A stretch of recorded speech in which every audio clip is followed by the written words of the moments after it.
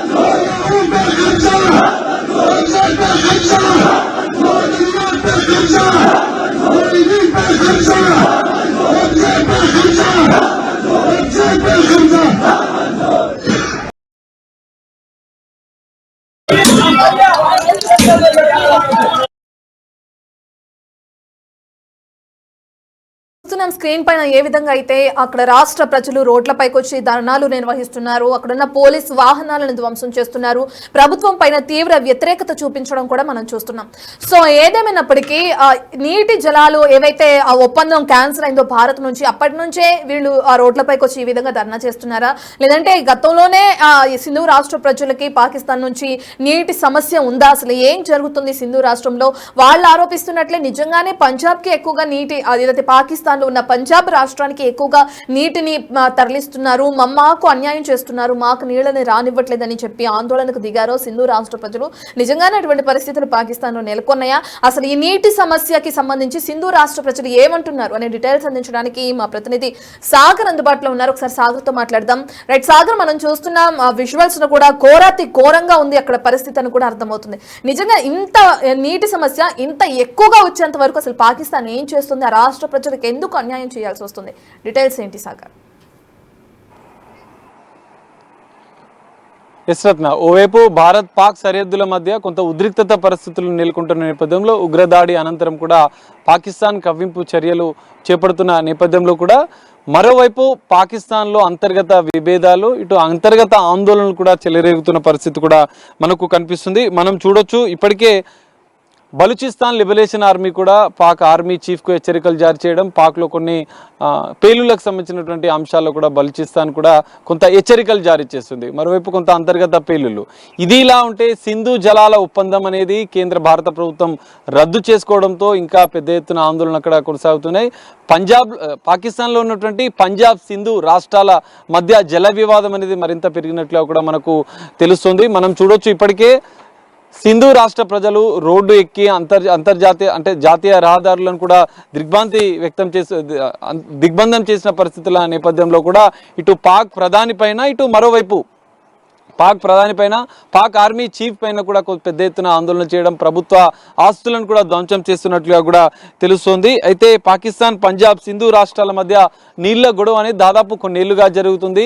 సింధు రాష్ట్రానికి ఈ జలాలకు సంబంధించినటువంటి అంశంలో 70% వాటా ఉంటే దాన్ని 40%కి తగ్గించడం పంజాబ్ రాష్ట్రానికి. ఎందుకంటే పాకిస్తాన్లో ఉన్నటువంటి పంజాబ్ రాష్ట్రం స్వయంగా పాక్ ఆర్మీ చీఫ్కి సంబంధించినటువంటి రాష్ట్రం కావడం, ఇటు పాక్ ప్రధాని కూడా పంజాబ్ రాష్ట్రానికి చెందిన వాడు అన్నట్లు కూడా తెలుస్తుంది. ఈ రెండు అంశాల నేపథ్యంలో సింధు రాష్ట్ర ప్రజలు పెద్ద ఎత్తున ఆందోళన చేయడం, రోడ్లపైకి వచ్చి పెద్ద ఎత్తున ఉద్రిక్తత పరిస్థితులను తలెత్తుతున్న పరిస్థితుల నేపథ్యంలో ఇప్పుడు ఈ ఇద్దరి వ్యవహారం పైన కూడా పాక్ అంతర్గతంగా కూడా కొంత ఇబ్బందులు ఎదుర్కొంటున్న పరిస్థితి కూడా కనిపిస్తుంది. ఈ నేపథ్యంలోనే ఈ జలాలకు సంబంధించిన అంశానికి కీలక ప్రకటన. ఎందుకంటే గతంలో ఎన్ని ఉగ్రదాడులు జరిగిన సందర్భంలో కావచ్చు, పాకిస్తాన్ ఇటు భారత్కి సంబంధించిన అంశంలో కూడా అనేక వివాదాలు తలెత్తినప్పుడు కూడా భారత్ ఈ సింధు రాష్ట్రానికి సంబంధించిన అంటే సింధు జలాలకు సంబంధించిన ఒప్పందాన్ని రద్దు చేయలేదు. కానీ ఈ సందర్భంలో తాజాగా జరిగినటువంటి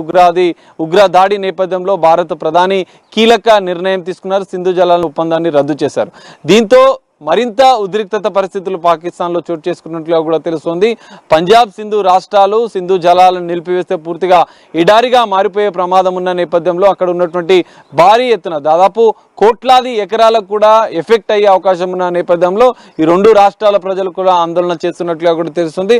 ప్రధానంగా సింధు రాష్ట్ర ప్రజలు ఈ అంశానికి జలాలకు సంబంధించినటువంటి అంశంలో పెద్ద ఎత్తున ఆందోళన చేస్తున్న నేపథ్యంలో పాకిస్తాన్ అంతర్గత విభేదాలు, అంతర్గత పేలుళ్ళు, ఈ రెండు అంశాలు కూడా మరింత ఇబ్బందుల్లోకి తీసుకెళ్లే ప్రమాదం కూడా కనిపిస్తుంది. రత్న సాగర్, మనం చూసుకుంటే ఒక పక్కన భారత్ నుంచి సింధు జలాల ఒప్పందం క్యాన్సిల్ అవటం, మరోవైపు ఏ క్షణం యుద్ధం వచ్చి పడుతుందో కూడా తెలియని పరిస్థితుల్లో పాకిస్తాన్ ఉండడం, ఇంకోవైపు చూసుకుంటే అక్కడ చెక్ పోస్టుల దగ్గర కానీ ఏదైతే బోర్డర్స్ దగ్గర కానీ అందరూ కూడా పారిపోయి వెనక్కి వెళుతున్న పరిస్థితి పాకిస్తాన్ జవాన్లు నెలకొంది. అది కూడా మనం చూస్తున్నాం.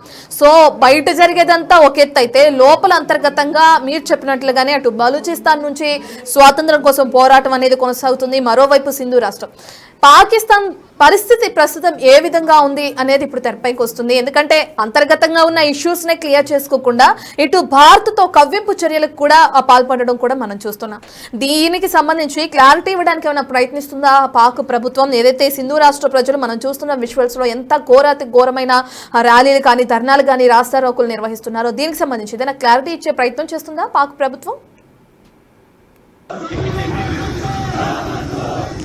ఇప్పటి వరకు అయితే పాకిస్తాన్ ప్రభుత్వం ఈ అంశాలకు సంబంధించినటువంటి క్లారిటీ ఇవ్వడం లేదు. ఇక్కడ జరుగుతున్నటువంటి అంటే అక్కడ అంతర్గతంగా జరుగుతున్న అంశంలో కొంత ఎలాంటి ప్రకటన చేయకుండా ఉంటుంది. కానీ ఇక్కడ యుద్ధ వాతావరణం నెలకొన్న నేపథ్యంలో మాత్రం మేము యుద్ధానికి సిద్ధమైన సంకేతాలు ఇవ్వడం, సింధు జలాల విషయంలో మేము పోరాడతామని సంకేతాలు ఇస్తున్న పరిస్థితులు కూడా కనిపిస్తున్నాయి. కానీ ఇక్కడ పాక్ మాత్రం అంతర్గతంగా ఆర్మీ అధికారులు రాజీనామాలు చేయడం, పాక్ సైనికులు కూడా వెనక్కి వెళ్ళడం, దాంతోపాటుగా ఇంటర్నల్గా కొన్ని తాజాగా జరిగినటువంటి పేలుళ్ల వ్యవహారంలో కూడా ఏమైనా కుట్రలు ఉన్నాయా అన్న కోణంలో కూడా పాక్ ప్రభుత్వం కొంత తర్జన భర్జన పడుతున్నట్లుగా కూడా తెలుస్తుంది. అక్కడ రాజకీయ పరిస్థితులు కూడా ఇప్పుడు ప్రస్తుతం ఉన్న పాక్ ప్రభుత్వానికి కూడా సహకరించకపోవడం కూడా అంతర్గత విభేదాలకు కారణం అన్నట్లుగా కూడా తెలుస్తుంది.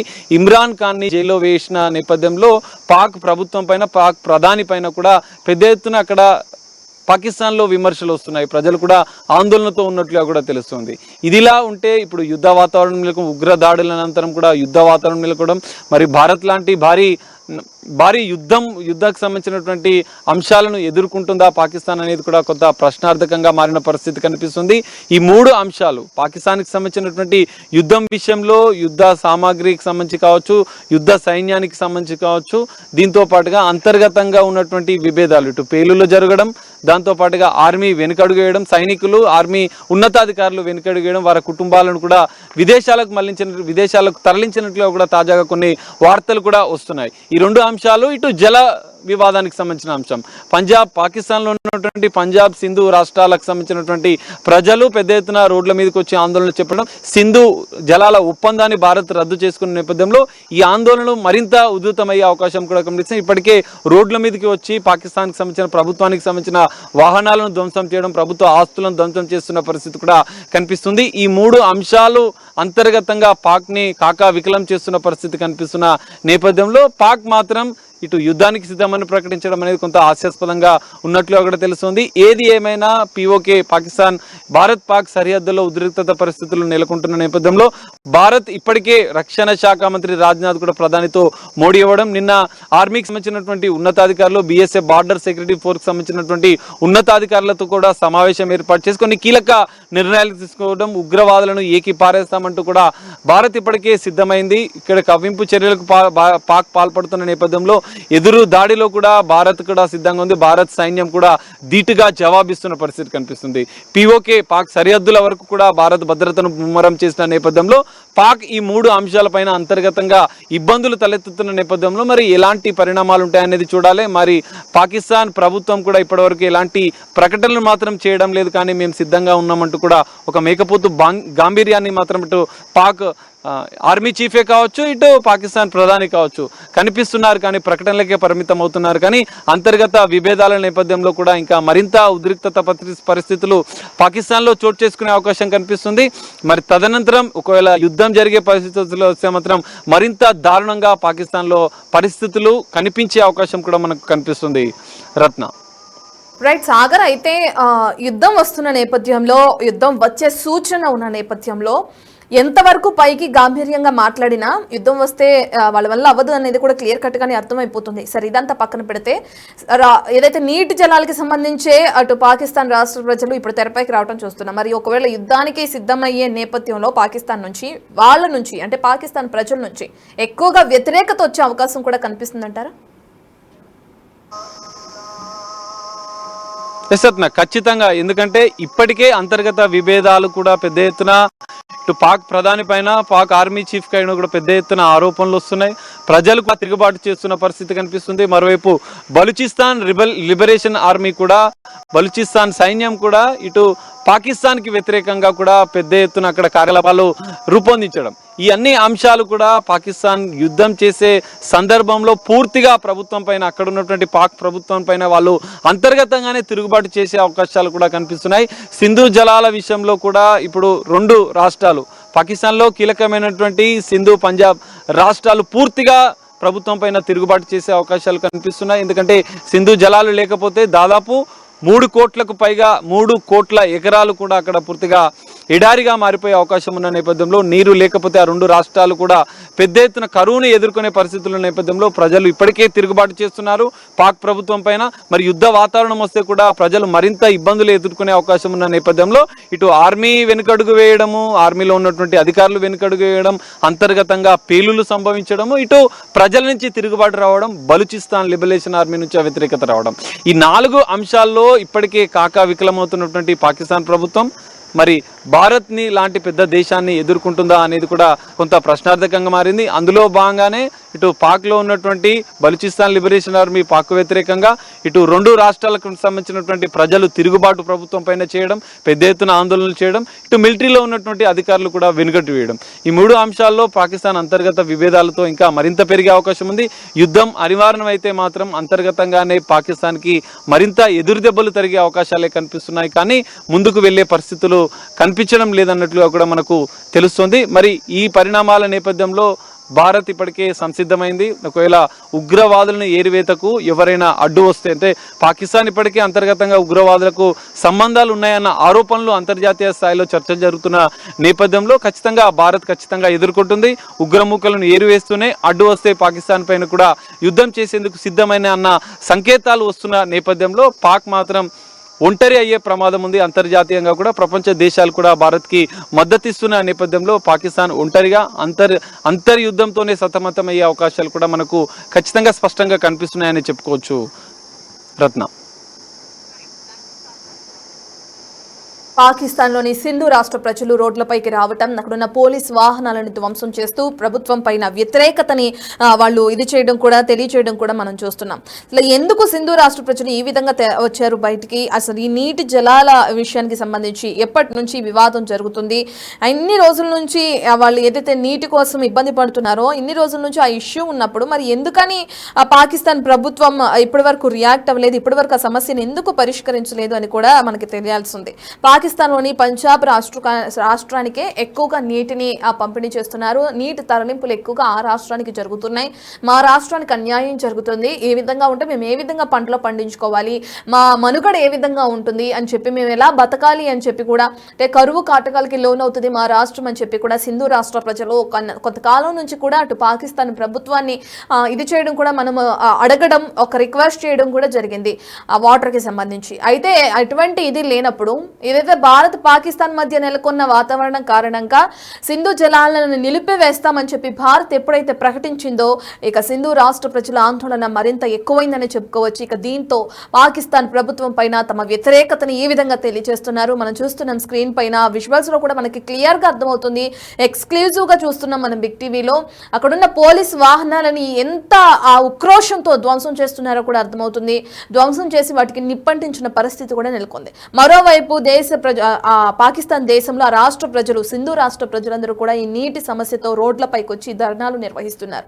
మరి అంతర్గతంగా ఇంత జరుగుతున్నా కూడా పాకిస్తాన్ ఎందుకు స్పందించట్లేదు? ఒక పక్కన అంతర్గతంగా ఇంత ఇష్యూస్ పెట్టుకుని బయటకు మాత్రం మేము భారత్తో యుద్ధం చేయడానికి కూడా సిద్ధమని చెప్పి ఏ విధంగా ప్రగల్భాలు పలుకుతుంది పాకిస్తాన్? అసలు ఏం చూసుకుని ఈ విధమైన ఆ మేకపోతు గాంభీర్యాన్ని ప్రదర్శిస్తుందనే డీటెయిల్స్ అయితే తెలియాల్సింది. మరి ఈ సమస్యను ముందు పరిష్కరించుకున్న తర్వాత ఇతర దేశంతో యుద్ధం చేయడానికి పాకిస్తాన్ వస్తే బాగుంటుంది అని చెప్పి కూడా ఇప్పుడు నెటిజన్లు కామెంట్లు చేస్తున్నారు. రైట్, ఏదేమైనప్పటికీ పాకిస్తాన్లో సింధు రాష్ట్రంలో నీటి జలాల వివాదం తెరపైకి రావడం కూడా మనం చూస్తున్నాం. దీనికి సంబంధించి పాకిస్తాన్ ఏ విధంగా స్పందిస్తుందో తెలియాల్సిందే.